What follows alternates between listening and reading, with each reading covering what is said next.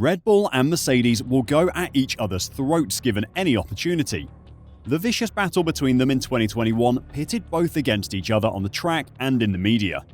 That title race will go down as one of F1's most legendary. But since that epic season, the Mercedes camp has found itself starved of championship battles, yet their hunger for victory remains undiminished. They may not be dueling on the racetrack, but Mercedes continues to fire shots at Red Bull with unbridled determination, making every statement a battle cry. Since the start of the new technical regulations, the only real fight Red Bull have had has been through the media. On the track, they've been almost untouchable since midway through the 2022 season. Of course, success comes at a price.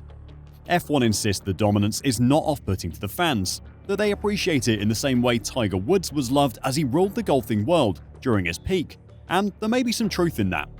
In golf, any player could put in an individually brilliant performance and beat Woods, but in Formula 1, the difference in machinery makes that almost impossible. It doesn't matter how well Alex Albon drives, that Williams is never outperforming a Red Bull over 70 laps. This isn't anything new to Formula 1 though. Dominance has existed in the sport since its inception. Most notable and similar was McLaren's run of 15 wins from 16 races with the mighty MP44 in 1988. But that season is far from alone. Williams had similar success with Adrian Newey's FW14B in 1992, while in 2004, Michael Schumacher took 12 wins from the first 13 races for Ferrari. Most recently, Mercedes, at the beginning of the turbo hybrid era, won 51 out of 59 races between 2014 and 2016. Considering Mercedes' considerable success during those years and the ones that followed, you would think that they would be very accepting of another team taking a turn on top. That hasn't been the case though. There have been constant complaints from Red Bull's former rivals about the level of dominance they've shown. It's understandable, it isn't easy to accept that you've been completely outperformed in a competitive sport. Back in 2015, Christian Horner was saying the same thing about Mercedes. After winning both titles for 4 years running, Horner's team were looking down the barrel of another year stuck behind a rocket ship Mercedes, and he went to the media to say that Mercedes' dominance is bad for the sport. After a humbling Grand Prix at Interlagos last weekend, Mercedes went to the media to vent their frustration at their own performance. Hamilton said after finishing a chastening 8th, "All I can do is try to remain optimistic. But the Red Bull is so far away, they're probably going to be very clear for the next couple of years. I knew it would be a tough one. At the moment, it is a setback, but as a team, we'll just come together and try to push forward. Mercedes can complain about Red Bull as much as they want, but they need to look at their own performance, not others." Toto Wolff admitted after the race that the team had considered a pit lane start for both their cars after they got their setup for the weekend completely wrong on Friday. Looking at our comments sections after the race, a lot of you thought they should have as well. Instead, Mercedes decided to take the safe route, start on the grid from their qualifying positions, and hope their drivers could hold on. In 2021, Hamilton pulled off one of his best ever drives in Brazil from the back of the grid.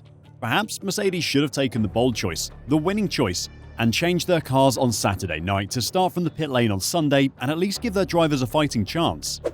The gap to Red Bull can be closed. McLaren and Aston Martin have proved that at times this season. It is Mercedes' fault they can't beat them, not anyone else's. Mercedes have constantly tried to highlight that the current Red Bull is more dominant than they ever were, in an attempt to make Red Bull a villain in some way. Horner takes issue with that though, given that it's coming from a driver who won 6 World Championship titles with Mercedes during their record run of 8 Constructors' titles in a row between 2014 and 2021. Horner hit back at Hamilton's comments by saying that Mercedes' margin of dominance was obscene at times in that period.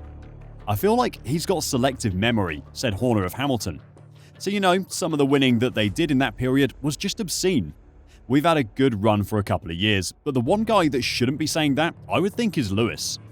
As far as extended periods of dominance go, Mercedes and Hamilton's is by far the longest. Horner seems to be getting fed up with the Mercedes team taking out their frustration at their own performance on Red Bull through the media. If Mercedes want to do something about Red Bull's dominance, then they need to design a better car. But there are plenty of people around the sport who are questioning their ability to do so. Their aero department in particular has been under growing scrutiny since the start of 2022. The zero-pod concept that debuted last season was heralded as revolutionary and unlike anything we'd ever seen in Formula 1. In a sport with a rich history of ridiculous cars, it had a lot to live up to. In modern Formula 1, with its strictly prescriptive technical regulations, the lack of side pods was innovation on the level of Tyrrell's P34 six-wheeled car, or the Brabham BT46B fan car. Modern comparisons could be Braun's double diffuser, McLaren's F-duct, or Mercedes' own DAS system. There is a glaring difference between all of those innovations I just mentioned and the Zero Pod though. They were all successes, while the Zero Pod was an unmitigated disaster. How much of Mercedes' fall from grace last year can be blamed on the Zero Pods is pretty questionable. There are plenty of factors on the W14 that could be blamed for its awful performance. Nonetheless, they took the brunt of the blame from within the team, as Toto Wolff threw the entire aero department under the bus for building the car. Perhaps we shouldn't remind him that as team principal, the buck stops with him. Mike Elliott paid the price for the Zero Pod concept as he lost his place as technical director earlier this year. But the problems in the department will run deeper, and former world champion Damon Hill has little faith in them to turn things around. Speaking on the Sky Sports F1 podcast, Hill said that Mercedes relied on its power unit ascendancy to prolong its success in the turbo hybrid era. It is a widely known fact that they produced a far superior engine to the rest of the grid during that set of rules, and it covered up any deficiencies the team had. Damon says that the crutch of a superior engine from 2014 to 2021 is contributing to its ongoing struggles to understand the latest ground effect cars. My anxiety is this, which is that for a long time, Mercedes' dominance really was down to their power unit, Hill said.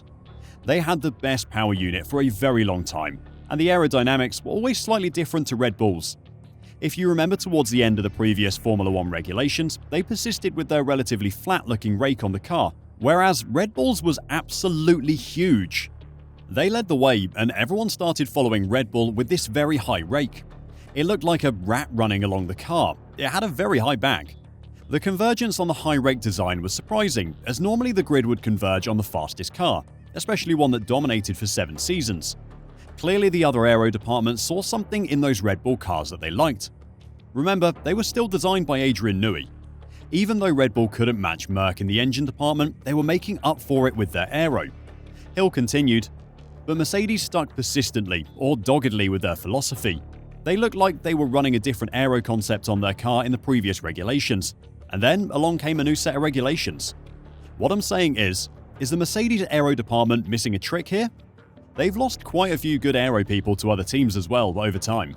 Prior to its unexpected implosion at Interlagos, Mercedes had been sustaining a positive late-season spell.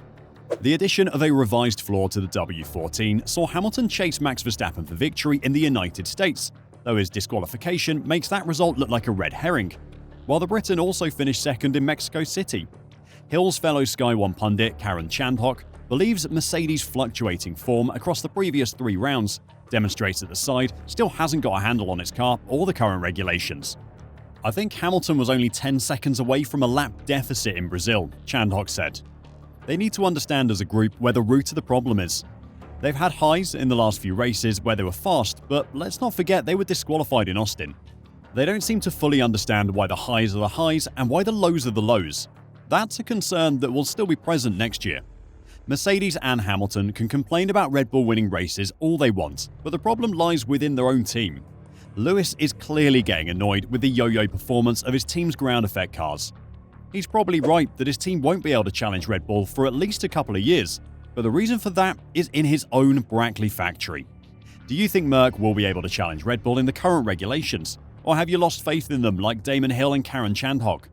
And is Christian Horner right to hit back at Hamilton for his comments? Let me know your thoughts in the comments down below, and if you want more F1 news and analysis like this, then make sure to subscribe to the channel. Until next time, drive safe and bye for now.